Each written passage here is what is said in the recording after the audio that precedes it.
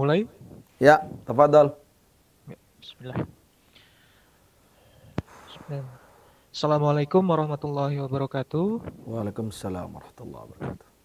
Alhamdulillahirabbil alamin wassalatu wassalamu ala asrofil anbiya'i wal mursalin wa ala alihi wasahbihi ajmain. Amma ba'd. Rabbi shrah li sadri wa yassir li amri wahlul 'uqdatam min lisani yafqahu qawli. Alhamdulillah teman-teman Formosa mengaji. Alhamdulillah kita masih dipertemukan di kajian online spesial di program yang alhamdulillah sudah terlaksana ini yang ketiga. Yang ketiga Keempat. dengan yang keempat, mohon maaf, yang keempat dengan Formosa mengaji juga hari ini kita bekerja sama lagi atau menyelenggarakan kegiatannya ini bersama-sama dengan Al TV.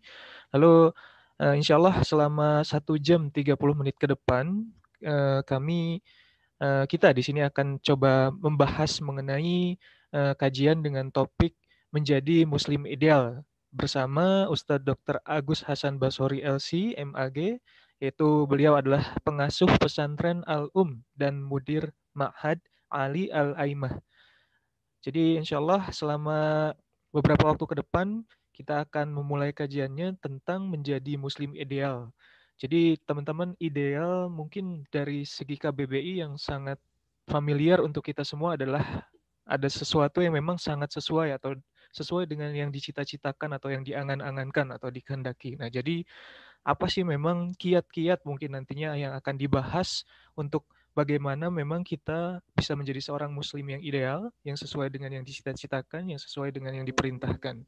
Mungkin seperti itu. Lalu juga nanti insya Allah setelah kajian teman-teman bisa menyampaikan pertanyaan di kolom chatnya yang nanti akan disampaikan oleh saya kepada Ustadz Agus. Untuk disampaikan juga kita akan bahas itu bersama-sama insya Allah. Jadi terus ikuti kajiannya ini dan insya Allah tak perlu berlama-lama lagi, kita langsung mulai kegiatannya ini. Untuk Ustadz Agus, tafadhol Ustadz, waktu dan tempat Ana persilakan. Baik. Assalamualaikum warahmatullahi wabarakatuh. Bismillahirrahmanirrahim. Alhamdulillahi rabbil alamin. Asyhadu an la ilaha illallah wahdahu la syarikalah. Wa asyhadu anna nabiyyana Muhammadan abduhu wa rasuluh. Allahumma salli wa sallim wa barik ala nabiyyina wa habibina wa qurrati ayunina Muhammad wa ala alihi azwajihi wa dhurriyyatihi wa sahabatihi wa tabi'in wa man tabi'ahum bi ihsanin ila yaumiddin. Allahumma inna nas'aluka ya Allah ilman nafi'a wa rizqan tayyiba wa amalan mutaqabbala wa umran tawila wa amalan salihah wa nas'aluka ya Allah al-mazida minal ilmi an-nafi' wal amal as-salih wal fahm al-thaqib. Allahumma ablighna ila Ramadan warzuqna fihi al-jidda wal ijtihad fi ta'atik wa aminna fihi minal fitan. Amin. Amin ya rabbal alamin. Kawan-kawan, Bapak Ibu yang tergabung dalam Formosa mengaji, marilah kita bersyukur kepada Allah di mana kita pada hari ini tanggal 23 Rajab, berarti Ramadan sudah amat dekat. Kita bertemu dalam satu majelis yang sangat mulia. Lebih-lebih majelis ini bersifat rutin, di mana keistimewaan majelis yang rutin adalah manakala kita atau salah satu dari kita uzur sehingga tidak bisa mengikuti, maka Allah Subhanahu wa taala tetap menulis pahala untuknya bagi orang-orang yang memang rutin. Nah, ini tentu amal yang besar. Lebih-lebih memang majelis ilmu itu majelis yang sangat dicintai oleh Allah dan Rasulnya. majelis yang diwajibkan oleh Allah sebagai salah satu instrumen dalam agama Islam agar menjadikan umat ini menjadi umat yang faham terhadap tugas hidupnya. Umat yang bisa meraih derajat khosyah yang menyebabkan dia bahagia dan selamat dunia dan akhirat. Oleh karena itulah sekali lagi mari kita bersyukur atas nikmat dan rahmat Allah ini. Salawat dan salam tidak lupa semoga senantiasa dicurahkan oleh Allah untuk baginda Rasulullah Muhammad sallallahu alaihi wa ala alihi wasallam. Teman-teman, para bapak, para ibu, anggota Formosa maupun yang mengikuti kajian kita ini secara online. Kita insya Allah akan membahas satu tema terkait erat dengan yang kemarin pada episode ketiga atau edisi ketiga disampaikan. Tentang nasihat untuk orang yang sibuk dunia. Maka kita akan membahas satu tema, jadilah muslim ideal. Seperti apa salah satu yang disebut oleh Nabi SAW dan kita akan mempelajarinya pada hari ini, yaitu seperti lebah. Ini adalah bedah majalah Al-Um edisi 7 volume 7, majalah terbaru yang mana kita mengangkat muslim ideal. Nah, jamaah sekalian rahimakumullah, menurut Kamus Besar Bahasa Indonesia, biar kita mengerti, muslim ideal itu muslim yang sesuai dengan yang dicita-citakan, atau yang diangan-angankan, atau yang dikehendaki. Dikehendaki oleh Allah, dikehendaki oleh Rasulullah, dan yang dicita-citakan oleh Islam. Nah, secara umum muslim ideal tentunya muslim yang taat kepada Allah dan kepada Rasulnya sesuai dengan Al-Quran dan As-Sunnah gitu. Nah, lebih detail lagi tapi masih dalam bentuk kaidah. Paling tidak bisa kita jelaskan muslim ideal di muqaddimah ini ada 4 status. Pertama, sebagai hamba Allah. Kita semua adalah Abdullah. Maka muslim yang ideal sebagai hamba Allah adalah sesuai dengan firman Allah dalam surat Al-Hujurat ayat 13, inna akramakum indallahi atqakum, innallaha alimun khabir. Berarti menjadi muslim yang bertakwa kepada Allah, bahkan yang paling bertakwa kepada Allah Subhanahu wa taala. Disebutkan oleh Rasulullah sallallahu alaihi wasallam bahwa khairun nas man tala umuruhu wa hasuna amaluhu. Orang yang panjang umurnya, bagus amalnya. Sama-sama bertakwa, maka orang yang umurnya panjang, lebih panjang tentu lebih baik. Itu adalah hamba Allah yang ideal. Panjang umur, paling soleh, paling bertakwa kepada Allah Subhanahu wa ta'ala. Yang kedua, sebagai makhluk sosial. Sebagai kainun ijtimai. Yang mana kita mesti berkelompok, bergolong-golong dan menjadi komunitas-komunitas dalam bentuk kita umat. Dalam bentuk umat kita adalah makhluk sosial. Kainun ijtimai. Maka orang yang hidup di dalam masyarakat, di tengah-tengah masyarakat, muslim yang ideal adalah disebut oleh Nabi SAW dalam sabdanya, ahabbun nasi ilallah anfa'uhum linnas. Manusia yang paling dicintai oleh Allah adalah yang paling berguna bagi orang lain. Paling bermanfaat bagi orang lain, kepada orang lain. Kalau pertama sebagai hamba Allah adalah paling bertakwa kepada Allah, paling sempurna dalam memenuhi hak Allah Subhanahu wa taala, maka sebagai makhluk sosial, orang yang paling banyak menebarkan kebaikan, memenuhi hak orang lain. Karena sekali lagi kita tidak bisa hidup sendiri. Mesti kita bermasyarakat dalam bentuk mujtama. Maka yang paling ideal adalah yang paling banyak manfaatnya.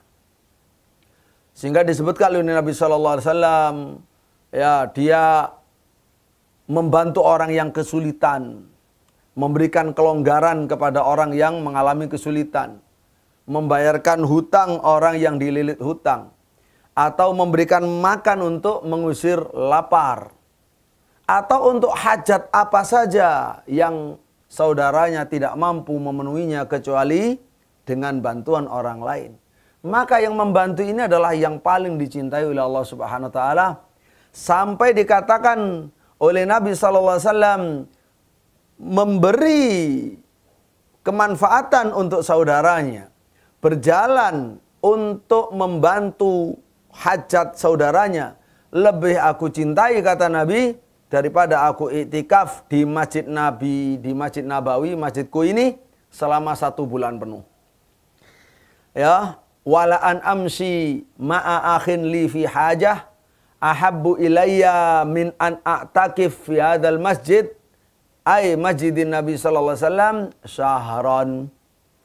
Hadis Ibnu Umar radhiyallahu anhuma, riwayat Imam At-Tabrani dalam Mu'jam Al-Awsat, ada di dalam silsilah ahadits as-sahihah atau sahih targhib wa tarhib. Ma'asyiral muslimin rahimahullah, ini tidak main-main. Ya. Karena diunggulkan oleh Nabi sallallahu alaihi wasallam membantu saudara muslim ini daripada ibadah itikaf bukan di sembarang masjid, di Masjid Nabawi.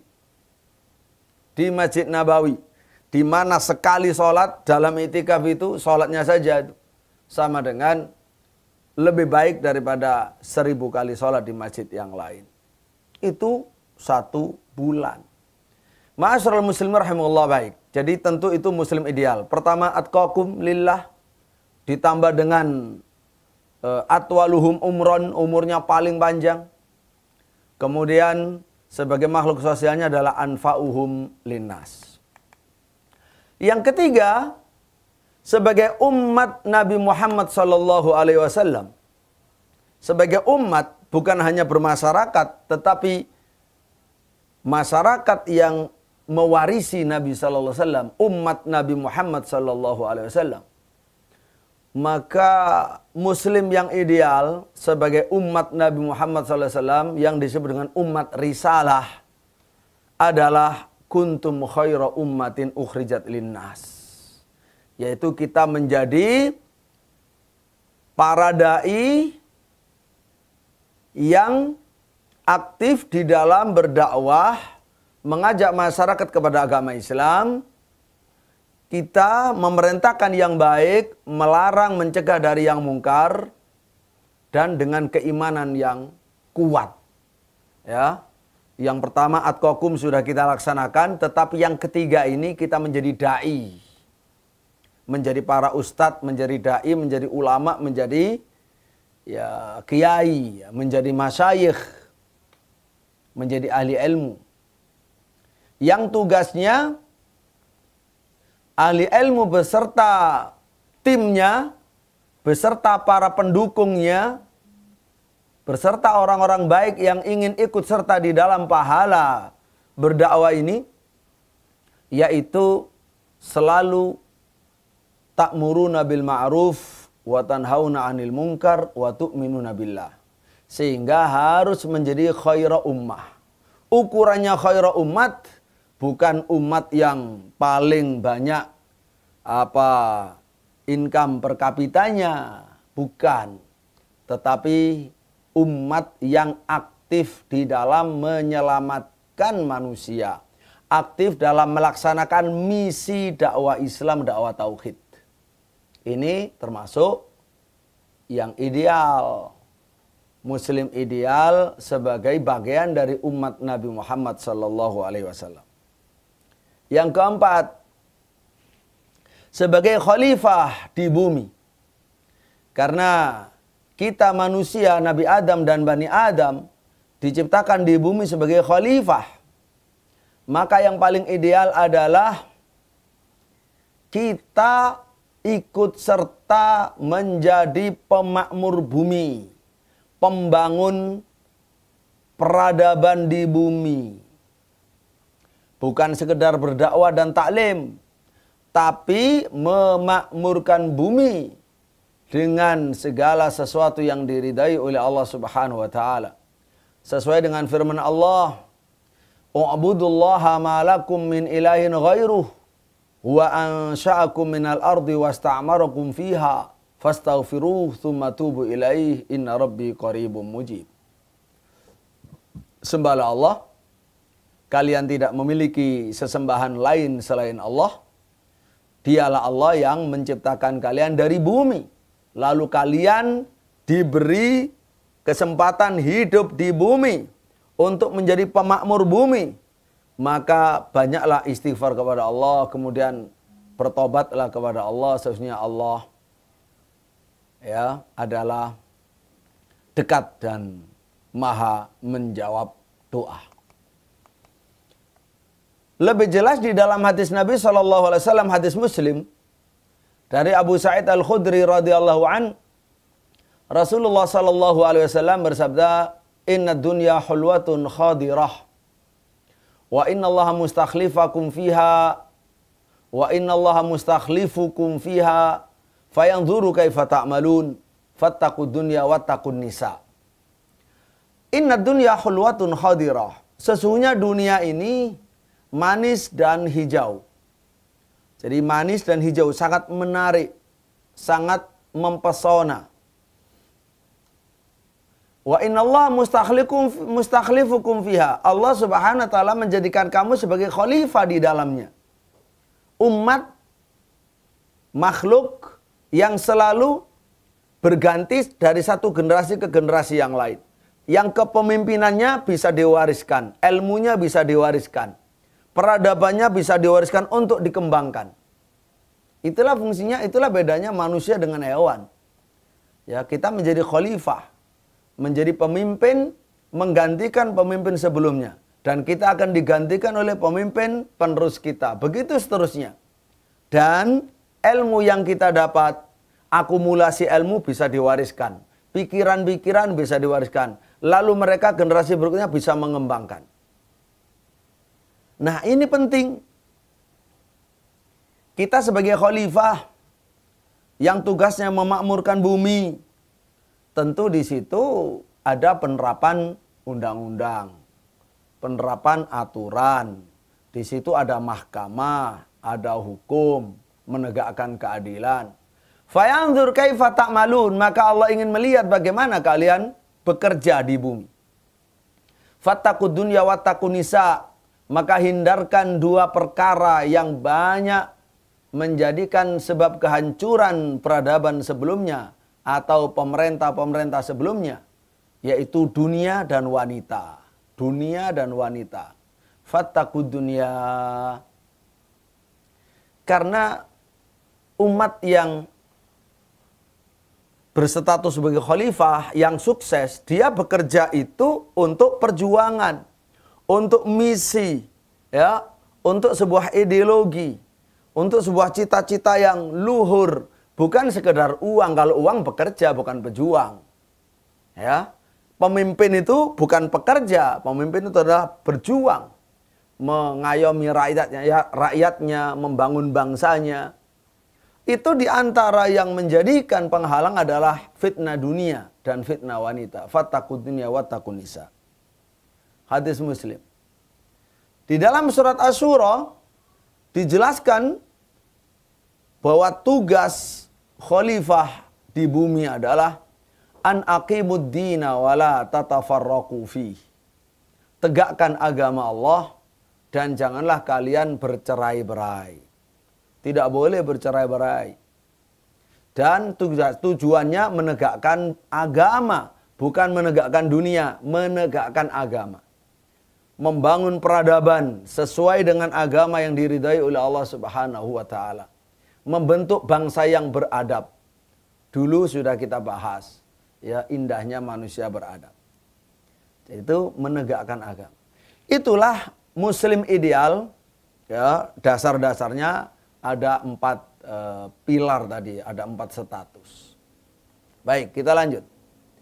Dari sekian banyak penjelasan tentang muslim ideal, muslim yang seharusnya, muslim yang dicita-citakan,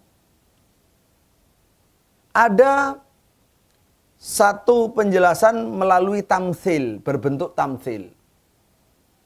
Tamtsil yaitu menggambarkan seorang muslim itu harusnya seperti apa. Dan ini banyak sekali. Salah satu tamtsil yang Allah berikan kepada kita melalui lesan Rasulnya Nabi Muhammad SAW adalah muslim ideal itu kan nakhlah atau kanahlah.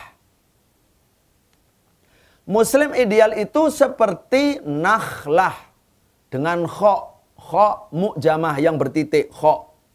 Nakhlah artinya pohon kurma. Atau kanahlah muhmalah, tidak ada titiknya, yaitu yang maknanya lebah. Jadi muslim ideal, muslim yang harus menjadi seperti pohon kurma dan harus menjadi seperti lebah madu. Itu gambaran konkret tentang muslim ideal seperti apa. Kita harus menjadi seperti apa. Syekh Shalih Al-Munajjid, Muhammad bin Shalih Al-Munajjid hafizahullah, beliau punya khutbah judulnya Sabitun kan nakhlah, nafi'un kan nahlah. Karena beliau menerangkan 2 gambaran muslim ideal oleh Nabi SAW itu dijadikan bahan khutbah menjadi satu. Sehingga judulnya satu mewakili kurma, satu mewakili lebah. Maka kata beliau, Sabitun kan nakhlah. Muslim itu harus kokoh seperti pohon kurma. Nafi'un kan nahlah. Berguna, berfungsi, bermanfaat seperti lebah. Lebah madu. Nah, saya mencoba untuk mengungkap lebih komprehensif sedikit. Kalau saya katakan muslim ideal berdasarkan 2 tamtsil oleh Nabi, kan nakhlah dan kan nahlah. Coba kalau nakhlah itu apa? Pohon kurma, nakhlah. Kalau lebah, nahlah. Kha dan ha, ya. Maka saya katakan muslim ideal itu sabitun qawiyun nafi'un mubarak kan nakhlah.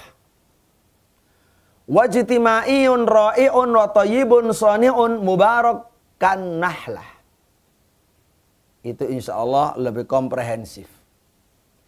Muslim yang ideal itu sabitun, yang kokoh, qawiyun, yang kuat, nafi'un, yang bermanfaat, mubarakun, yang berkah, banyak kebaikannya, kan nakhlati, seperti pohon kurma. Ijtima'iyun ra'i'un, bersifat kemasyarakatan, berbentuk dalam masyarakat, ya, dalam sebuah komunitas masyarakat. Ra'i'un, yang indah, ra'i'un, yang maju.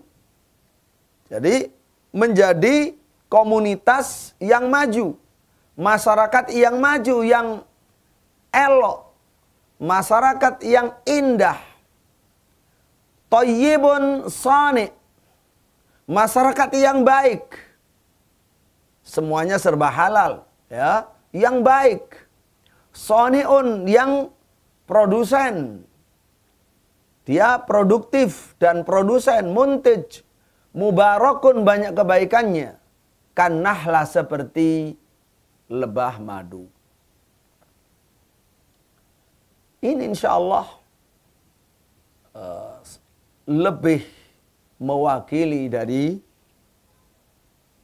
sifat-sifat keunggulan yang digambarkan oleh Nabi SAW dalam kurma dan dalam lebah, nakhlah dan nahlah. Baik. Ma'asyiral muslimin rahimakumullah. Seperti pohon kurma harus kuat dan kokoh. Karena Nabi bersabda, salah satu redaksinya, mathalul mu'min al-qawi kamathalin nakhlah. Mukmin yang kuat itu seperti pohon kurma. Kalau muslim yang lemah itu seperti khamatiz zara, seperti tangkai tanaman padi dan sejenisnya, ya. Karena orang muslim itu begini, kenapa muslim itu harus kuat? Harus kuat itu yang ideal. Selain kuat itu adalah untuk kebutuhannya sendiri ke dalam, ya, juga untuk kemanfaatan yang diproduksi untuk orang lain, juga untuk pertahanan. Karena orang muslim itu selalu diterpa angin, angin fitnah, angin badai, digoyang sana sini, sana sini. Ya, secara umum pohon kurma itu pohon yang sangat kuat, diterpa angin yang berhembus kencang sekalipun, dia tetap menter saja, daunnya tidak jatuh. Dia kuat, kokoh, bagian-bagiannya utuh, tidak rontok, tidak jatuh. Itu disebut oleh Nabi begitu. Ya. Tapi kalau lemah, kecil, ya seperti padi, enggak apa-apa selama dia mukmin lumayan. Ya, dia akan lentur, digoyang ke sana kemari, lentur. Tapi kalau goyangannya kecil, kalau goyangannya gede, kurma bertahan, dia enggak bertahan. Makanya disuruh kalau ideal itu seperti kurma. Ya, ma'asyiral muslimin rahimakumullah. Nah, itu pernah di dalam Sahih Bukhari. Jadi diterangkan oleh Ibnu Umar, Nabi pernah bersabda, perumpamaan orang mukmin itu seperti pohon hijau, daunnya tidak gugur dan tidak rontok. Artinya kuat. Ya, kesatuannya kuat, menyatu, bertahan, ya, di hadapan badai. Akhirnya orang pada menebak pohon ini, Nabi pohon ini, pohon ini. Ibnu Umar yang paling kecil, paling muda, aku kepingin sudah mengatakan pohon kurma, nakhlah. Tapi karena aku malu, akhirnya aku diam. Baru Nabi mengatakan, hiya nakhlah, dia adalah pohon kurma. Ma'asyiral muslimin rahimakumullah. Nah, di dalam hadis redaksi yang lain, selain Bukhari, maka lafadznya adalah mathalul mu'min, ya, mathalun nakhlah ma'ataka minha nafa'ak. Perumpamaan orang mukmin seperti perumpamaan pohon kurma. Apapun yang datang dari pohon kurma pasti berguna untukmu. Apapun yang datang dari orang mukmin pasti berguna untukmu. Karena nggak mungkin orang mukmin itu mengganggu atau zalim atau memproduksi keburukan. Baik pikiran, hukum, pekerjaan, dan seterusnya. Baik, ma'asyiral muslimin rahimakumullah. Mari kita masuk lebih dalam sedikit tentang orang muslim itu kanahlah, seperti lebah. Walaupun di dalamnya juga ada penjelasan kanahlah, seperti pohon kurma.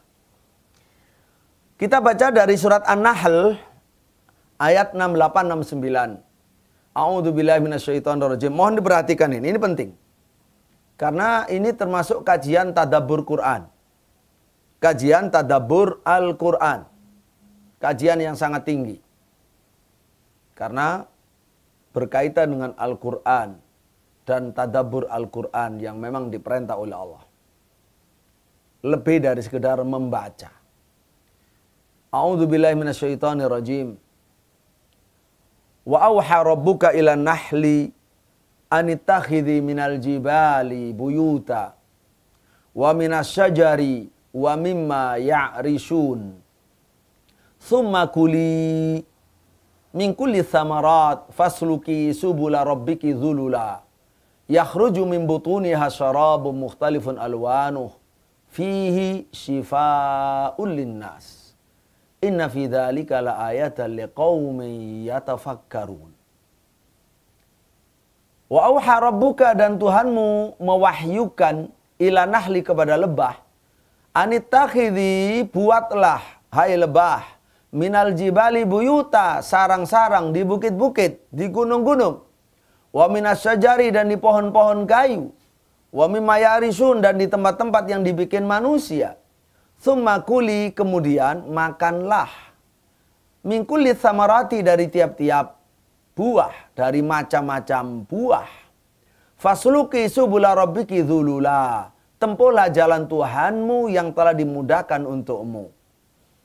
Yakhruju min butuniha, keluar dari perut lebah, syarabun, minuman, madu, mukhtalifun alwanu, yang macam-macam warnanya, beragam warnanya.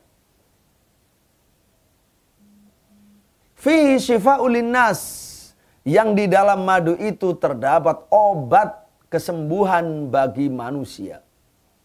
Inna fi dzalik, sesungguhnya dalam yang demikian, la ayatan liqaumin yatafakkarun, benar-benar terdapat ayat, tanda kebesaran Allah bagi orang yang berfikir.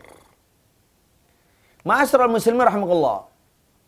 Tidaklah Allah Subhanahu wa taala mengkhususkan satu surat dengan nama Suratun Nahl, dan tidaklah Allah menyebutkan nahl, lebah, secara khusus di dalam kitab sucinya yang Hudalinnas itu, melainkan karena terdapat tanda-tanda kebesaran Allah, terdapat ayat pada lebah, dan terdapat banyak pelajaran atau al-ibar bagi orang-orang yang merenungkan makhluk ini.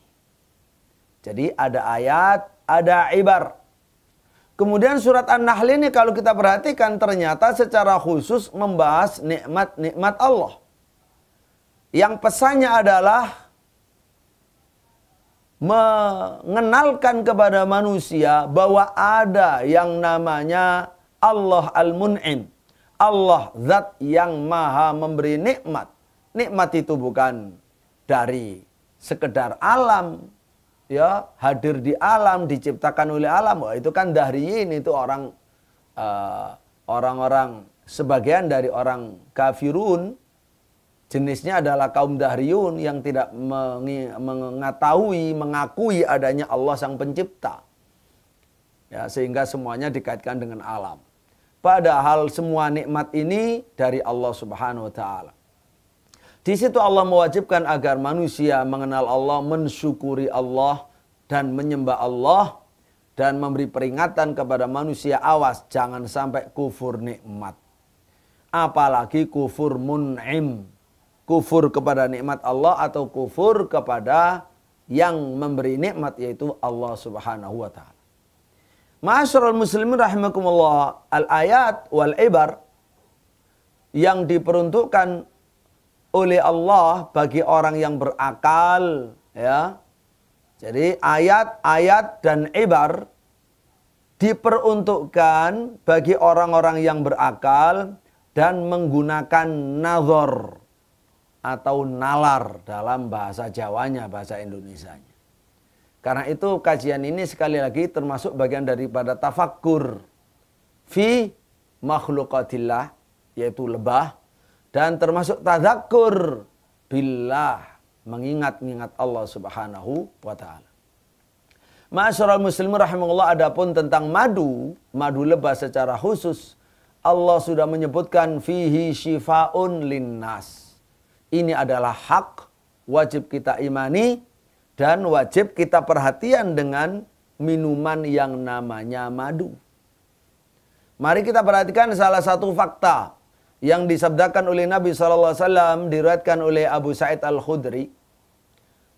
Kata Abu Sa'id, datanglah seorang kepada Nabi SAW lalu lapor, wahai Rasulullah, saudara saya itu sedang diare, urus-urus, murus-murus ke belakang. Ya, terus gitu. Terus kata Nabi, isqihi asala, coba kamu beri dia minum madu. Nah, di sini penting, minum madu itu mulai dari 1 sendok, 2 sendok, 3 sendok, sampai setengah gelas. Tergantung kebutuhannya. Ya, kalau butuh banyak, harus banyak, jangan sedikit. Supaya terasa khasiatnya. Jangan eman-eman, jangan sayang-sayang. Sesuai dengan kebutuhan. Ada kebutuhan yang cukup 1 sendok, cukup 2 sendok. Ya, untuk pencegahan. Tapi kalau untuk pengobatan, yang banyak. Ya, biar terasa khasiatnya. Ya, setengah gelas gitu. Taib. Setelah itu orang itu pulang, ngasih minum, terus datang lagi kepada Nabi. Ya Rasulullah, sudah ngasih minum. Ternyata dia semakin diare. Terus diulang lagi, ulang sampai 3 kali. 3 kali dikasih madu, 3 kali diare. Tidak berhenti. Kemudian datang di kali yang keempat. Kata Nabi Sallallahu Alaihi Wasallam, kamu beri dia minuman madu. Kamu beri dia minuman madu. Orang itu kemudian keempat berani semacam mengkonfirmasi, ya. Bukan membantah, tapi ya Rasulullah, saya sudah memberi minum madu, tapi kok tetap tambah diare. Itu gimana? Ini kali keempat.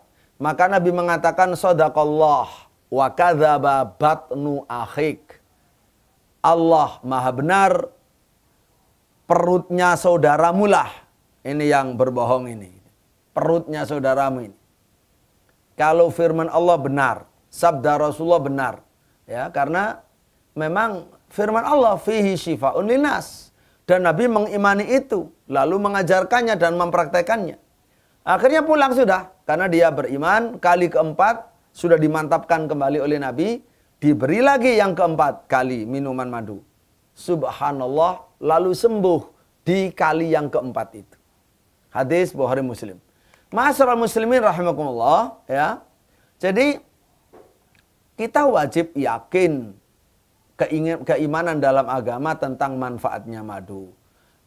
Tetapi bukan berarti sekali minum sembuh, 2 kali minum sembuh, 3 minum sembuh, belum tentu. Kadang keempat baru sembuh, kadang kelima baru sembuh. Jadi jangan ragu-ragu. Kalau sampai ke-6 belum sembuh, ke-7, ke-8 belum sembuh, ya tadi itu. Shadaqallah wa kadzaba batnuka atau batnu akhik. Ya maha benar Allah dalam firman-Nya. Ya mungkin gak cocok ya perutnya atau belum sesuai dengan syaratnya. Lanjutkan saja. Ma'asyiral muslimin rahimakumullah. Jadi sepertinya di dalam orang ini ya terdapat di dalam perutnya itu ada semacam sampah yang memang harus dikeluarkan. Begitu dikasih madu tambah keluar, kasih madu tambah keluar sampai habis sampahnya. Lalu sembuh. Kira-kira begitu ya gambaran umumnya. Ma'asyiral muslimin rahimallah. Nabi SAW menegaskan tentang khasiat madu ini dengan mengatakan asyifa'u fi thalathah. Syarbati asal wa syartati mehjam wa kayyati nar wa anha ummati anil kai. Kesembuhan umatku itu ada di dalam 3. 1 adalah dalam minuman madu. Kedua dalam sayatan pisau bekam. Ketiga cos besi panas. Tetapi saya melarang dari cos besi panas. Berarti 2 saja yang diizinkan di dalam hadis ini. Ya, hadis Ibnu Abbas, Bukhari Muslim. Ya, Rawahu Bukhari Muslim. Pertama minuman madu, kedua bekam. Nah, untuk minum tadi itu bisa minum kadarnya langsung 1 sendok, 2 sendok, 3 sendok, 1 gelas, setengah gelas, 1 gelas. Bisa dicampur dengan air, bisa dicampur dengan yang lain, monggo, enggak masalah. Ya, tidak masalah. Bisa murni, bisa dicampur air, bisa dicampur yang lain. Mungkin bisa dicampur dengan empon-empon, dicampur dengan probiotik, dicampur dengan minuman lain, jus dan lain sebagainya. Dan yang bagus memang ketika fihi syifa'ul linnas, mari kita minum rutin. Salah satu salafus saleh yang minum rutin adalah Ubaidah. Dia bercerita begini dalam hadis Sunan Kubra Imam Nasai. Ikhtalafa Aliun fil ashribah. Famali syarabun mundu isyrina sana ila laban au asal au ma'. Sayyidina Ali itu minumannya macam-macam. Tapi kalau saya, kata Ubaidah, sejak 20 tahun lalu minuman saya madu, ya, susu, madu atau air. Ya, susu atau madu atau air. Itu selama 20 tahun. Jadi rutin. Ya kalau pas nggak ada madu ya yang lain, misalkan susu. Kalau nggak ada juga ya mesti air yang banyak. Maka terapi air juga penting ya. Jangan sampai kurang air untuk menjaga kesehatan kita, imunitas kita, agar kita bisa menjadi muslim ideal dalam hal fisik, tidak sakit-sakitan. Ya, baik. Pelajaran berharga bagi orang mukmin, orang-orang yang berakal. Dari tamsil Nabi SAW yang menyamakan muslim ideal seperti kurma atau seperti lebah. Ini disampaikan langsung oleh Nabi Muhammad SAW dalam sabdanya begini. Ini yang seperti madu. Walladhi nafsi biyadi inna mathalal mu'mini kamathalil kit'ati minadzabi nafakha alaiya sahibuha falam yataghayyar walam yankus. Walladhi nafsu Muhammadin biyadi inna mathalal mu'mini kamathali nahlati akala tayyiban wa wada'at tayyiban wa waqa'at falam taksir wa lam tufsid. Kita langsung bagian kedua saja ya. Bagian kedua. Demi Allah yang warna biru itu. Demi Allah yang jiwa Muhammad ada di tangannya. Sesungguhnya orang mukmin itu seperti lebah. Dia, lebah itu memakan yang thayyib, yang bagus. Kemudian mengeluarkan yang thayyib, wa wada'at thayyiba, mengeluarkan, menghasilkan yang thayyib. Wa waqa'at, dia pun hinggap, falam taksir, tidak mematahkan ranting atau dahan. Walam tufsid, juga tidak merusak bunga.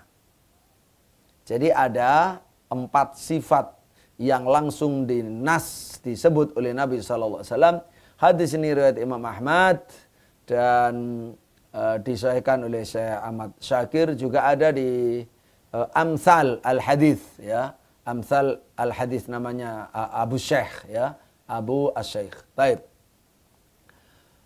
Hadis ini tentang tadi tentang tawon ya, tentang madu, lebah. Sementara kalau yang nakhla ada titiknya begini. Dari Mujahid, dia bercerita, saya menemani Ibnu Umar perjalanan ke Madinah, dari Mekah ke Madinah. Saya sepanjang perjalanan itu tidak mendengar beliau menceritakan hadis dari Nabi SAW kecuali cuma 1 hadis. Yaitu yang mengatakan, kunna indan Nabi fa'utiya bijumarah. Kami berada di sisi Nabi, lalu Nabi diberi makanan, diberi jumarah. Makanan yang terbuat dari jumarah. Jumarah itu bungkilnya pohon kurma. Qalbun nakhl atau lubbun nakhl. Ya, bahasa kita di Jawa itu bungkil. Ya, kalau tahu misalkan pohon pisang itu kalau kita potong, lalu bagian pohonnya itu kemudian kita kita kelupas gitu, lapisan-lapisannya sampai paling dalam, nah itu bungkil. Ya, itu bungkilnya itu bisa dimakan ya. Taib. Nah, karena itu adalah makanan dan Nabi memakan, karena memang di riwayat Abu Syekh itu Ibnu Umar masuk, Nabi sedang makan jumar. Ya, jumar itu dimakan sama Nabi sallallahu alaihi wasallam. Maka Nabi kemudian mengatakan ada 1 pohon. Pohon itu menjadi perumpamaan seorang muslim. Orang muslim harusnya seperti pohon itu. Terus yang tadi itu aku hampir saja mau bilang nakhla. Karena aku merasa kecil, saya tawadu. Akhirnya Nabi bilang dia adalah nakhla. pohon kurma. Jadi bungkilnya pun berguna, bukan hanya buahnya begitu ya, dan seterusnya. Ma'asyiral muslimin rahimakumullah. Baik. Nah, salah satu tafsir dari tamsil tadi, ya, tamsil kemanfaatan kurma, pohon kurma, kemanfaatan lebah, ini direkam dan dipahami oleh Ibnu Umar radhiyallahu anhuma. Imam Baihaqi meriwayatkan dari Mujahid, ia bercerita begini. Mujahid berkata, saya menemani Ibnu Umar perjalanan dari Mekah ke Madinah. Saya tidak pernah mendengar beliau menceritakan hadis dari Nabi SAW kecuali cuma satu hadis yang bunyinya ada perubahan redaksi tadi. Dan ini sangat membantu. Inna mathalal mu'min kamathalin nakhlah. Sesungguhnya perumpamaan orang mukmin itu seperti perumpamaan nakhlah dengan jama' ada titiknya, yaitu seperti pohon kurma. Dalam hal apa? Tentu dalam hal kemanfaatan. Sehingga in sahabtahu nafa'ak. Kalau kamu berteman dengan orang mukmin akan berguna pada kamu. Wa in syawartahu, kalau kamu berkonsultasi musyawarah dengan orang mukmin akan berguna bagi kamu. Wa in jalastahu nafa'ak, kalau kamu menemani, berteman dan bermajelis duduk bersama orang mukmin, dia akan memberi manfaat kamu. Wa kullu sya'nihi manafi'. Semua urusannya pohon kurma itu manfaat.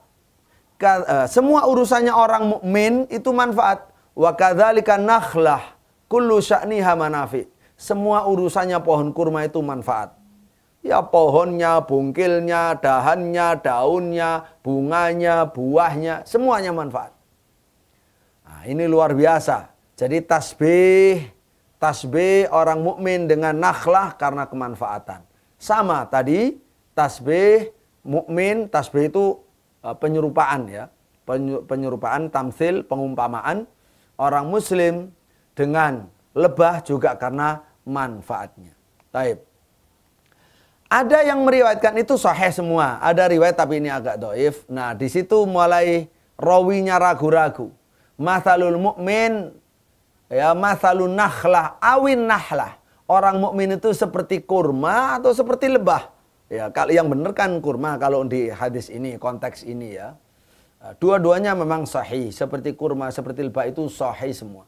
Nah, sehingga di sini dikatakan perumpamaan orang mukmin seperti kurma atau seperti lebah. Kalau kamu bermusyawarah dengannya berguna padamu, kalau kamu jalan bersamanya berguna bagimu, kalau kamu ikut serta dengannya dia berguna bagimu, begitu.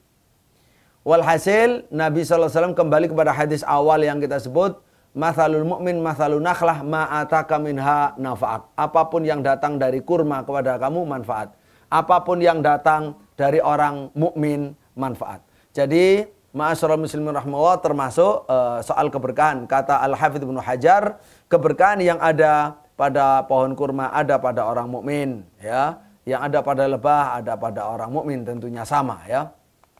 Sungguh sabda Nabi ini sangat bernilai. Pertama, semakin memperkaya ilmu pendidikan Islam, yaitu menjadikan tamsil yang benar sebagai salah satu metode pendidikan Islam. Kedua, menjadi acuan dalam memahami surat An-Nahl, khususnya tentang lebah yang dijadikan pelajaran oleh Allah untuk orang-orang yang berakal. Berdasarkan riwayat Ibnu Umar tadi, ataupun metode pemahamannya di atas, kita bisa memahami bahwa penyerupaan Nabi berlaku untuk semua hal yang positif dan yang bermanfaat pada lebah. Hal ini difahami oleh Ridho Ahmad Somadi. Dia mengatakan Nabi menyerupakan orang mukmin dengan lebah. Ini adalah tasbih kulli bikulli. Jadi tasbih totalitas dengan totalitas, jumlah dengan jumlah. Jadi segala jumlah, segala kebaikan, segala keberkahan, segala kemanfaatan yang ada pada lebah itu juga harus ada pada orang mukmin gitu. Jadi lebah bisa jadi contoh, bisa dipelajari, bisa jadi ditiru oleh orang mukmin. Semua sifat yang baik, yang berkah, yang manfaat harus ada pada orang mukmin. Ya, mengambil dari lebah tadi ya. Nah, tentu saja kenapa sih kok harus diserupakan? Ini tentu untuk menambah pemahaman dan untuk untuk menggambarkan sesuatu makna yang abstrak menjadi konkret, dan untuk menanamkan ajaran ini di dalam jiwa. Itu tentu lebih mengena dengan tamsil daripada tanpa tamsil. Jadi ini penting, termasuk bagian metode dari pendidikan atau metode dari dakwah. Ma'asyiral muslimin rahimakumullah. Jadi ini secara umum tasbih manusia mukmin diserupakan seperti lebah. Itu adalah tasbih kulli bikulli. Tasbih kulli bikulli. Karena diserupakan banyaknya kebaikan, banyaknya keberkahan, banyaknya kemanfaatan, dan jauhnya dari kotoran atau najis. Jauhnya dari kotoran atau najis. Ada tambahan itu kalau yang kurma ya. Kalau yang lebah. Lalu Nabi SAW untuk kasus lebah, Nabi menyebutkan beberapa sifat positif, sifat yang baik, sifat yang berkah. Disebutkan 4 oleh Nabi, itu tujuannya untuk tambih saja, tambih untuk pengingat, peringatan ya terhadap yang lain, bukan tahdid. Jadi tambihan la tahdidan. Untuk memberi peringatan, bukan untuk memberi pembatasan, ya, untuk mengingatkan. Mengingatkan yang sudah lumrah, ya, ada 4 tadi itu. Lalu selebihnya bagaimana? Selebihnya silakan direnungkan, dibanding-bandingkan sesuai dengan petunjuk hadis Ibnu Umar. Segala bentuk kemanfaatan. Ya, kalau kamu menemani orang mukmin dia berguna, musyawarah dengan mukmin dia berguna, kamu duduk bersamanya dia berguna, semua urusannya berguna, pokoknya segala yang berguna. Orang mukmin selalu berguna. Ya, produknya itu selalu berguna, pikirannya berguna, omongannya berguna, tindakannya berguna. Kalau membuat peraturan undang-undang berguna, begitu seterusnya. Ya, baik. Jadi ada 4 tadi yang disebut oleh Nabi. 1 adalah tidak makan kecuali yang thayyib, 2 tidak menghasilkan kecuali yang thayyib, 3 tidak mematahkan ranting, 4 tidak merusak bunga. Ya, tidak merusak bunga, tidak merusak lingkungan. Ya, di dalam memanfaatkan alam. Ya, coba perhatikan, ya, tidak pernah ada bunga bunga rusak akibat lebah madu, tidak pernah. Sekecil apapun bunga itu, Masya Allah, memang luar biasa, sudah dinas oleh Allah Subhanahu Wa Taala ya. Baik. Selanjutnya, tidak ada serangga yang produknya bermanfaat seperti lebah. Tidak ada serangga yang memilih tempat hinggapnya seperti lebah. Lebah sangat memperhatikan bunga, kuncup bunga dan ranting dengan penuh kasih sayang. Dia tidak menyerang seperti belalang, tidak merusak seperti kumbang. Sebagaimana ia juga membantu menyerbuki bunga agar berbuah. Ya, memang sangat produktif. Ya, termasuk dengan pembuahan tadi itu ya, dengan pembuahan. Karena ikut menyerbuki serbuk-serbuk yang menempel dalam badannya bunga sari, ya itu akan dibawa kemana-mana. Kemudian ada penyerbukan kepada bunga betina. Baik, ma'asyiral muslimin rahimakumullah. Nah, baik ya. Jadi lebah ini banyak sekali. Lebah itu ada 20.000 ya jenis lah ya.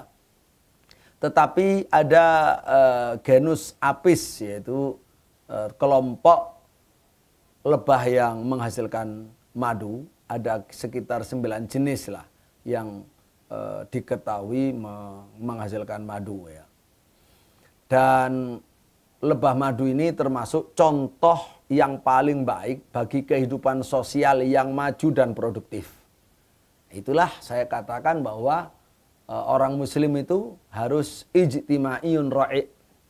Ya, ijtima'iyun ra'i wa tayyib wa sani', ya, wa nasyid wa muntij. Jadi memang sosial, maju, produktif, ya, aktif gitu. Maka dengan demikian kita sudah tahu jawabannya kenapa Nabi menyerupakan orang mukmin dengan lebah. Ya, kita sudah melakukan ya penelaahan. penelaahan, kajian apa saja sifat terpuji yang ada pada lebah yang harus dipelajari oleh kita orang muslim, lalu kita tiru untuk kita terapkan dalam kehidupan agar menjadi muslim ideal seperti yang digambarkan, dicita-citakan oleh Nabi Muhammad sallallahu alaihi wasallam. Ma'asyiral muslimin rahimakumullah, ya. Sifat-sifat positif lebah yang harus kita contoh itu ternyata setelah kita menelaah, mempelajari dengan seksama, lebih atau sekitar 30 sifat. Jadi banyak sekali dan tidak mungkin kita pelajari pada saat ini semua, ya. Karena kita sudah 1 jam lebih. Oleh karena itulah yang penting sebagian sifat ini kita pelajari. Waktunya kita berhenti ya berhenti saja. Tidak harus 30 poin itu. Kalau ingin lengkapnya ya pertama di edisi ini, edisi 7. Di sini saya sebutkan 10 sifat positif lebah yang harus ditiru oleh orang muslim. Selebihnya dari 11 sampai sekitar 30-an, nah itu di edisi 8 insyaallah ta'ala. Baik, yang jelas kita sudah mengerti ayatnya, hadisnya, dan tahu tempatnya di mana ini ditulis, ya. Jadi ini bagian dari rangsangan. Kalau ingin nanti dibahas lagi pada bagian kedua ya monggo, tidak masalah. Ya cukup sekali ya tidak masalah. Yang jelas saya himbau untuk dibaca lanjutannya, dibaca bukunya dan majalahnya dan lanjutannya. Baik. Marilah kita ikuti sekarang pelajaran pertama. Muslim ideal meniru lebah. 1 adalah ketaatan yang sempurna kepada Tuhannya. Ketaatan yang sempurna kepada Tuhannya. Siapa ini? Ya lebah. Lebah itu sangat taat kepada Allah Subhanahu wa taala. Maka orang mukmin harus juga demikian, gitu. Tidak banyak menawar, tidak perlu ragu-ragu. Ragu-ragu, menawar, tola-tole kanan kiri, sudah langsung lempeng kayak lebah begitu. Di dalam surat An-Nahl ayat 69, ya, lebah itu menerima perintah Allah dan melaksanakannya dengan sempurna. Sejak Allah Subhanahu wa taala memerintahkan kepada lebah, sampai hari ini lebah itu tetap taat. Yang maknanya buatlah sarang-sarang di bukit-bukit, di pohon-pohon kayu, dan di tempat-tempat yang dibikin manusia. Kemudian setelah itu makanlah dari tiap-tiap macam buah-buahan dan tempuhlah jalan Tuhanmu yang telah dimudahkan bagimu. Kita dan Anda sekalian, ma'asyiral muslimin rahimahullah, tidak mungkin menemukan lebah membuat rumahnya di selain ketiga tempat ini. Ya. Yang kita temukan adalah sama persis dalam urutan yang disebut oleh Allah dalam Al-Quran tadi, dalam ayat tadi. Nah, perintah Allah ini dilaksanakan begitu sempurna, tanpa penundaan, tanpa panjang pikir, ya, dan tanpa sikap keengganan, tanpa menawar-nawar, menunjukkan sam'an wa ta'atan yang tinggi kepada Allah. Maka begitulah harusnya orang mukmin. Dan subhanallah, ketiga tempat madu lebah tadi itu sekaligus menunjukkan kualitas. Apa yang disebut oleh Allah lebih dulu itu kualitasnya tertinggi. Madu berkualitas paling tinggi madu lebah gunung. Kemudian setelah itu madu lebah pohon. Kemudian setelah itu madu lebah rumah. Perhatikan seperti ini. Ketika mereka melaksanakan perintah Allah, anittakhidhi minal jibali buyutan wa minas syajari wa mimma ya'rishun. Buatlah sarang-sarang di gunung-gunung dan di pohon-pohon dan di tempat yang dibuat manusia. Disebut minal jibal terlebih dahulu. Baru nanti minas syajar, baru nanti mimma ya'rishun. Ya, minal jibal seperti ini di pegunungan Himalaya, di India, di Nepal itu sangat kaya dengan madu ya. Madu yang Masya Allah termasuk gunung-gunung di gurun-gurun di Jazirah Arab, di Yaman. Itu kaya sekali dengan madu yang kualitasnya memang tinggi. Kualitas tertinggi ya, termasuk mahal. Ini termasuk yang ditemukan di Yaman. Yang disebut dengan Sungai Madu. Sungai Madu. Wa auha rabbuka ila nahli anittakhidhi minal jibali buyuta. Subhanallah ya. Betul-betul taat kepada Allah Subhanahu wa taala. Kemudian yang kedua minas syajar wa minas syajari. Ya, dan buatlah rumah di pohon-pohon. Subhanallah seperti ini. Taat kepada Allah. Yang ketiga wa mimma ya'rishun. Ya, dari apa yang dibikin sama manusia. Inilah para peternak. Makanya kenapa para peternak madu, lebah madu itu bisa banyak berkembang? Ya karena memang diizinkan sama Allah secara takdirnya. Sudah disiapkan sama Allah. Ya cuma dari 9 lebah madu, ya yang paling banyak ditemui ya ada 4 jenis. Kemudian bisa sampai 7 jenis. Yang lainnya masih sulit ya. Masih sulit di budidayanya gitu. Taib. Berikutnya, salah satu sifat lebah yang terkenal yang menunjukkan kepatuhan mereka kepada Allah Subhanahu wa taala, yaitu mereka selalu membuat rumah terlebih dahulu. Nah, ini penting. Selalu membuat rumah terlebih dahulu. Coba sekarang kalau tadi urutan tempat di gunung, di pohon, di ternak ya, tempat ternak tawon oleh manusia.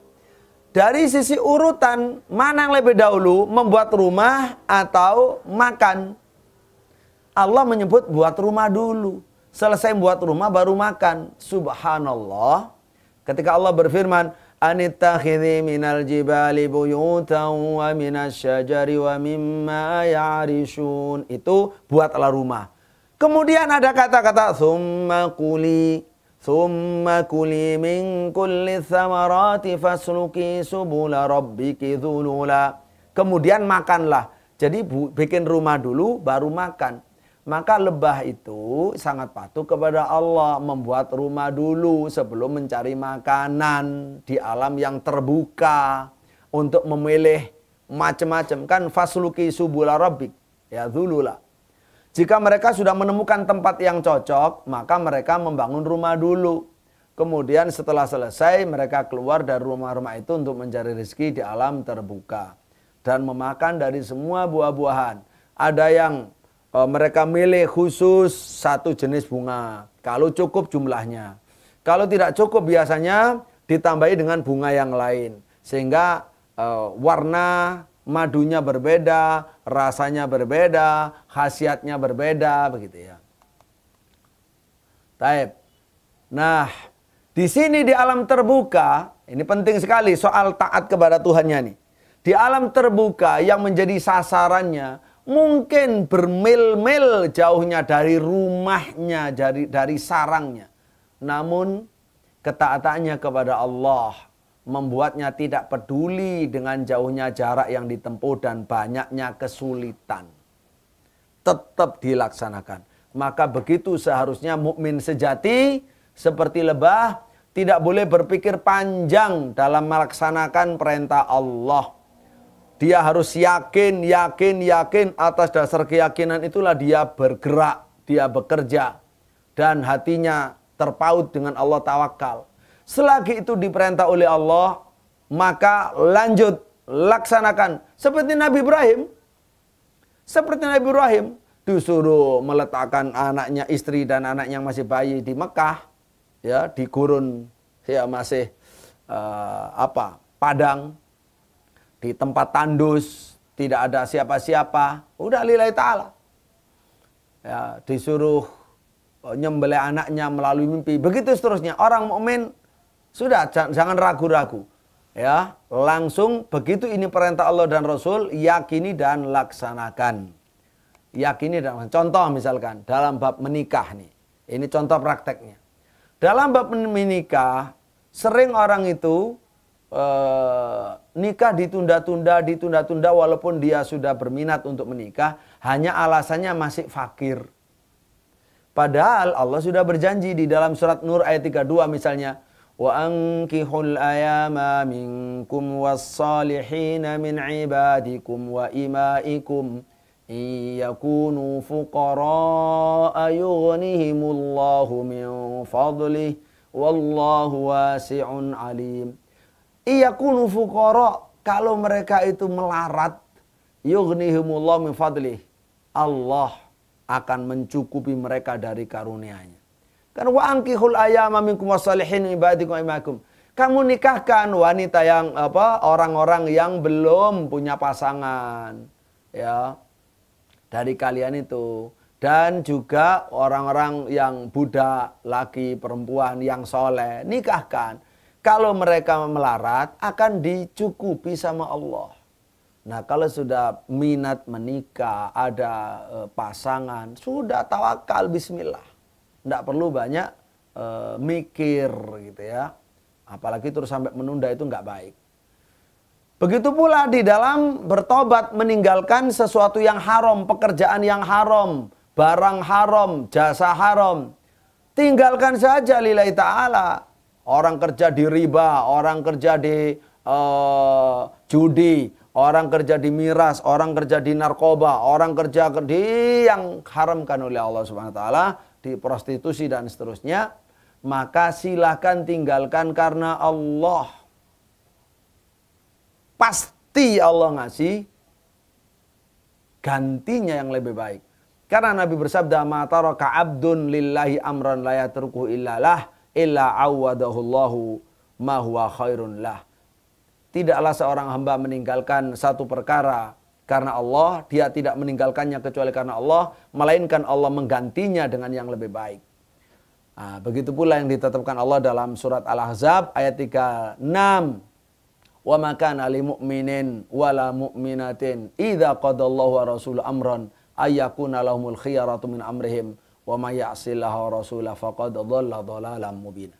Tidaklah sifat orang mukmin laki-laki dan orang mukmin perempuan, jika Allah dan Rasulnya sudah memutuskan satu perkara, tidaklah mereka itu mencari alternatif lain dari pikiran mereka, ya, dari urusan mereka.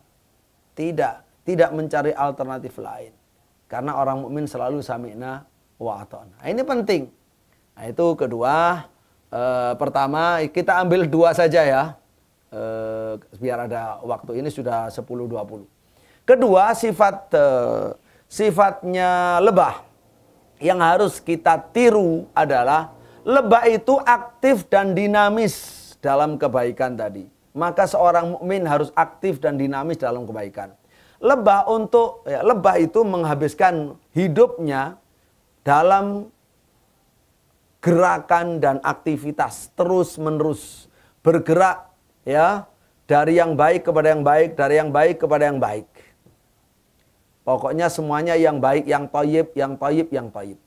Nah, untuk memberi makan kita, untuk menghasilkan 1 kilogram madu, 1 kilogram madu, ya, lebah itu membuat antara 600.000 sampai 800.000 penerbangan, yang disebut dengan 600.000 hingga 800.000 sorti, ya. Dan hinggap di atas 1.000.000 bunga dan menempuh jarak lebih dari 10 kali lipat bola bumi. Meskipun ada angin dan kebisingan dan seterusnya, tetap dijalani. Subhanallah. Seolah-olah Rasulullah itu ketika menyerupakan orang mukmin dengan lebah, ingin agar orang mukmin meniru ciptaan Allah yang satu ini. Dan ingin agar orang mukmin memiliki budaya lebah yang luhur, berenergi tinggi, dan segala sesuatu dikerjakan dengan serius sampai sempurna. Ya, serius sampai sempurna, sampai sukses, yang menjadi tujuannya. Nah, itu Jamaah sekalian rahimahullah, kemudian bentar. Ya. Yang ketiga, tidak makan dan tidak minum kecuali yang thayyib. Ya, tadi sudah jelas ya. Tidak makan kecuali yang thayyib, tidak minum kecuali yang thayyib. Selalu makan nektar bunga ya. Dan serbuk sari dari bunga yang bersih dan harum, macam-macam ya. Kemudian lebah ini tidak minum air kecuali yang bening dan yang enak. Dia harus menemukannya walaupun jauh dalam pencariannya tetap. Begitu seterusnya. Yang keempat, cerdas dan antisipatif. Jika memakan lebah, ya jika makanan lebah yaitu madu itu berkurang, ia mencampurkannya dengan air untuk membuatnya lebih banyak karena khawatir akan habis. Oleh karena itu perhatikan lebah yang bekerja di dekat sumber air, mereka tidak hanya minum tetapi juga membawa sejumlah air kembali ke sarangnya. Seperti ini, dia minum, dia membawa seperti ini, semuanya ini. Ya, ini sedang minum, membawa air untuk ke sarangnya, ke habitatnya. Baik, ma'asyiral muslimin rahimakumullah. Dan terakhir 5, menghasilkan yang thayyib saja, tidak yang lain. Yang dikeluarkan itu thayyib. Ini seharusnya thayyib dan bermanfaat. Orang mukmin juga begitu. Kalau memikirkan pikirannya yang thayyib, kalau bicara yang thayyib, kalau tindakan kerajinan yang thayyib, ya pekerjaan yang thayyib, kalau hukum yang thayyib, kalau putusan yang thayyib, semuanya harus thayyib. Ya, mudah-mudahan apa yang kita sampaikan tadi bisa difahami, dimengerti, berguna bagi kita semuanya. Allahumma amin. Selebihnya saya kembalikan kepada moderator.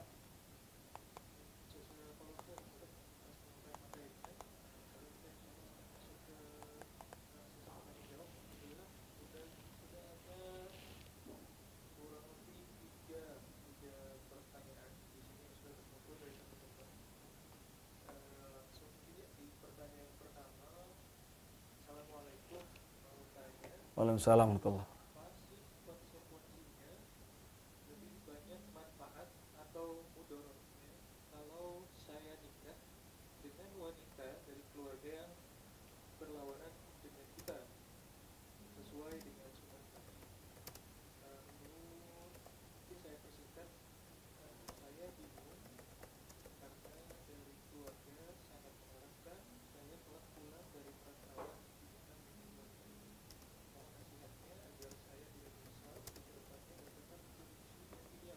Baik.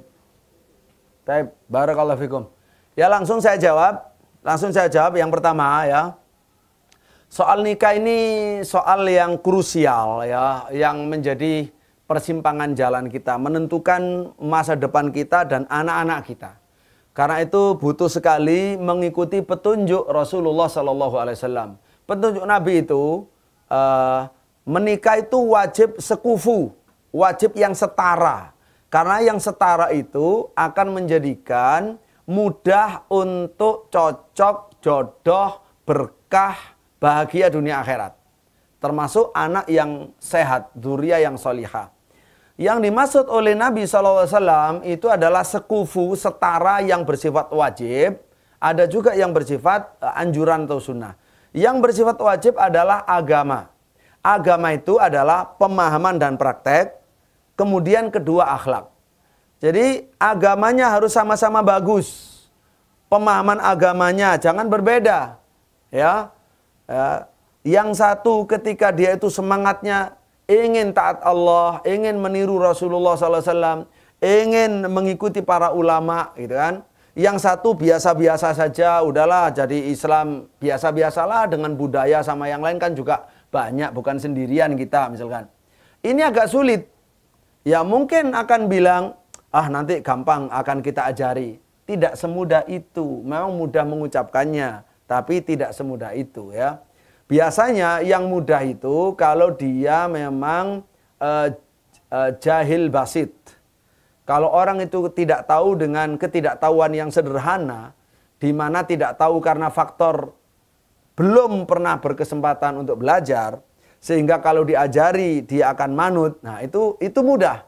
Tapi kalau dia memang sudah, apalagi sudah aktif ya di sebuah kegiatan yang memang berbeda pemahamannya, itu sulit, khawatir nanti cekcok atau mudah untuk cerai. atau anaknya nanti tidak berbentuk begitu. Jadi penting sekali sabda Nabi SAW, idza ja'akum man tardawna dinahu wa khuluqah, man tardawna dinahu wa khuluqah fazawwiju. Kalau datang melamar putrimu, pemuda yang agamanya bagus, kamu suka agamanya, pemahamannya agama Ahlussunnah wal Jamaah, bukan ahli bid'ah, bukan Syiah, bukan Khawarij, bukan yang lain-lain ya, bukan liberal. Kemudian dia Ahlussunnah, pemahamannya bagus. Kemudian ibadahnya bagus, itu agama.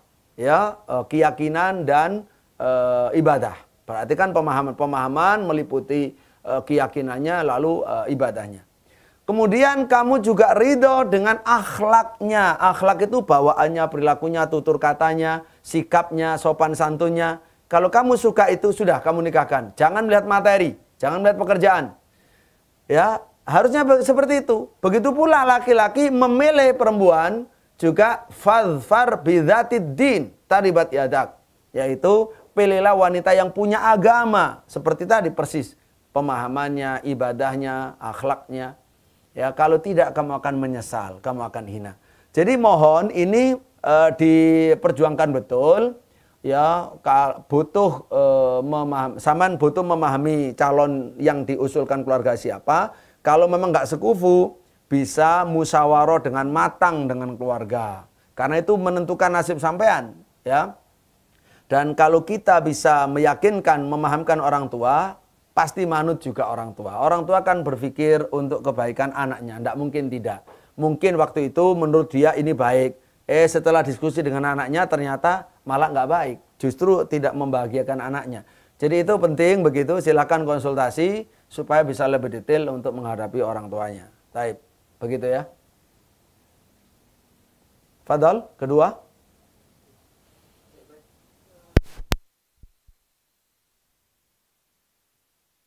Ustadz dan tim Formosa Mengaji selalu diberi keberkahan menyebar sunnah. Izin tanya, bagaimana sikap kita menjadi muslim yang baik yang berada di lingkungan kerja yang Afwan masih ada teman yang belum paham kewajiban ibadah dan bahkan berkholwat dengan lawan jenis. Pertanyaan Ana, sebatas mana jika mengingkari dengan tangan, lisan, dan hati? Jazakallah khair. Ustaz, apa dah Ustaz? Itu yang kedua. Suaranya hilang ya? Sebatas apa yang bagian akhir? Tangan dan kaki ya, Pak? Sebatas mana jika mengingkari dengan tangan, lisan, dan hati? Mungkin yang sesuai hadis. Lisan. Nah, jadi baik. Jadi muslim yang baik di lingkungan yang tidak baik, dia tetap pertama bersifat protek ya, menjaga bagaimana tetap soleh. Tetap soleh artinya tidak ikut melanggar. Itu kewajiban minimal. Ya, kedua, setelah mengikuti lingkungan tidak baik, maka harus melepaskan diri dari tanggungannya dengan cara mengingkar melewati hati. Hatinya ingkar. Hati ingkar itu ditandai dengan kita menghindar. Kalau ada acara tidak baik, hati kita nggak setuju, kita pun ya menghindar gitu. Bisa-bisanya, sepinter-pinternya. Nah, baru yang ketiga adalah kita memberikan kemanfaatan untuk lingkungan yang bersifat lebih, yaitu bisa mengajak dialog atau mengucapkan sesuatu untuk amar ma'ruf nahi mungkar dengan hikmah, atau mungkin juga dengan buku ya, dengan majalah, dengan buku yang sekiranya ada memang hal-hal yang cocok sesuai dengan teman. Nah, kita kasih hadiah, kita bilang ini kayaknya ada makalah menarik, tolong kalau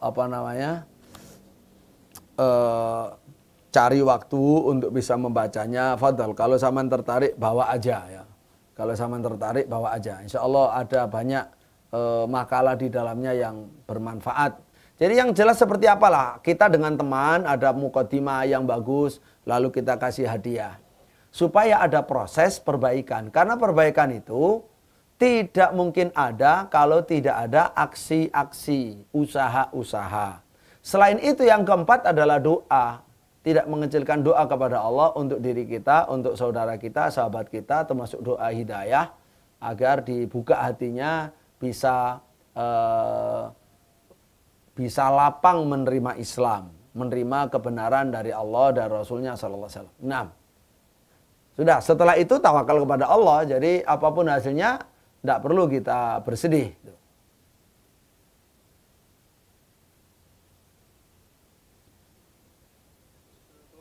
Nah, Ini pertanyaan terakhir yang saat ini baru ada masuk di chat kita. Bagaimana kiat-kiat menjadi muslim ideal di negara non-Islam mungkin saat ini seperti kondisi di Taiwan? Karena terkadang kita terhanyut dengan kebiasaan lingkungan yang tidak sesuai syariat, Ustaz. Mungkin seperti itu. Taib. Selalu saudaraku dan ya teman-teman sekalian, Bapak Ibu rahimakumullah. Islam itu agama ilmu. Ya. Agama Islam yang kita minta kepada Allah ihdinas siratal mustaqim itu terdiri dari ilmu dan amal. Ilmu manfaat dan amal soleh. Nah, selalu didahului oleh ilmu. Maka menjadi muslim ideal di mana saja kita harus mendekat kepada ilmu. Termasuk mengikut kajian seperti ini, itu bagian daripada upaya itu. Kita mengaji rutin, punya guru, tempat bertanya, punya teman, komunitas yang ingin baik dan berusaha baik supaya terjaga. Karena kita ini adalah kain ijtimai, yaitu makhluk sosial, tidak bisa menyendiri, mesti butuh teman. Karena itu mari kita ciptakan satu lingkungan mini, satu lingkungan kecil supaya kita bisa kuat prinsipnya. Walaupun kita tahu, apalagi kita tahu dan menyadari bahwa lingkungan besar kita itu tidak sesuai dengan agama Islam. Kebudayaan mereka, pakaian mereka, makanan mereka, minuman mereka, sosial mereka, itu bertentangan semuanya, hukum, peraturan. Nah, apalagi begitu, maka hidup di dalam satu komunitas muslim yang mengaji itu nggak bisa ditawar kalau kita ingin hidup itu baik, hidup terjaga. Di negara yang Islam minoritas kita tetap terjaga. Tapi kalau kita sudah lepas, maka seperti kata Nabi SAW, jadi setan itu mencari orang yang sendirian menyendiri gitu loh. Jadi setan bersama satu orang, dengan dua orang agak lebih menjauh, tiga orang lebih menjauh lagi, apalagi banyak gitu. Jadi itu penting sekali komunitas yang baik, ya, as-sahib, as-saleh, al-mu'min itu punya peran yang sangat besar. Kemudian lingkungan mengaji, guru yang bisa memberi arahan, memberi ilmu, memberi bimbingan, itu sangat-sangat menentukan. Supaya kita tumbuh menjadi pohon kurma tadi, yang kuat menghadapi badai di kita di mana saja gitu. Jangan sampai cukup menjadi rumput yang diinjak-injak, menjadi muslim yang lemah diinjak-injak, ya udah kadang sakit balik lagi, tegak lagi, kadang sampai mati diinjak. Itu jangan sampai ya. Jadi jadilah muslim ideal dengan proses yang seperti tadi, dengan kiat-kiat dan proses seperti tadi. Nah, barakallahu fikum. Cukup ya? Tafadhal, nggak apa. Ini empat masjid bergabung semua ya? Seperti biasanya. Ya, ya begitu. Alhamdulillah ya. Ramadan masih di sana nanti berarti ini. Baik, baik. Ya. Ya sudah, berarti tetap walaupun Ramadan ya kita usahakan tetap ada pengajian nanti ya. Disesuaikan nanti jadwalnya yang cocok di antara kita apa. Baik. Nggih.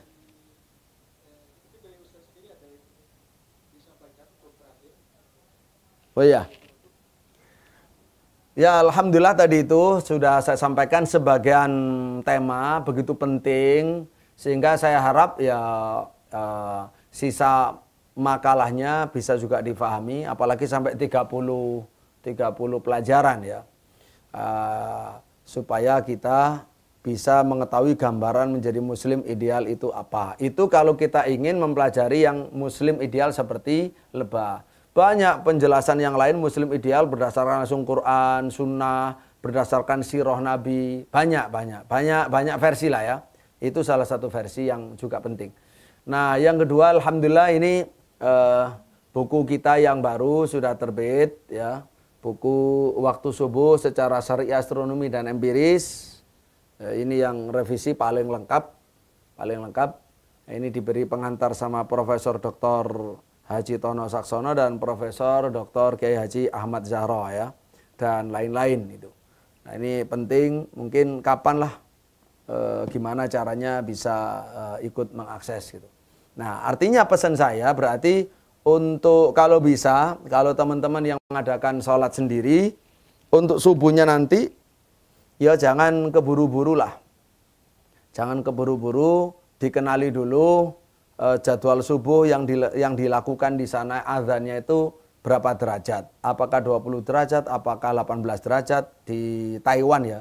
Saya cek, saya belum ngecek di Taiwan. Biasanya sih 18 derajat biasanya. Kalau 18 derajat maka butuh untuk mundur 12 menit minimal. Jadi setelah jadwal azan itu tambahi 12 menit untuk qobliyah subuh atau sunat al-fajr, baru kemudian setelah itu qomat sholat subuh. Ya, jadi jangan cepat-cepat gitu. Itu di antara ilmu dari kitab ini. Nah, begitu. Semoga senantiasa dijaga oleh Allah dan kesehatannya serta komunitasnya, ya, hanya ukhuwahnya. Semoga selalu beri taufik, hidayah, inayah oleh Allah. Amin ya rabbal alamin. Amin ya rabbal alamin. Amin. Demikian, terima kasih dari Pesantren Al-Um. Mohon maaf ada kekurangannya.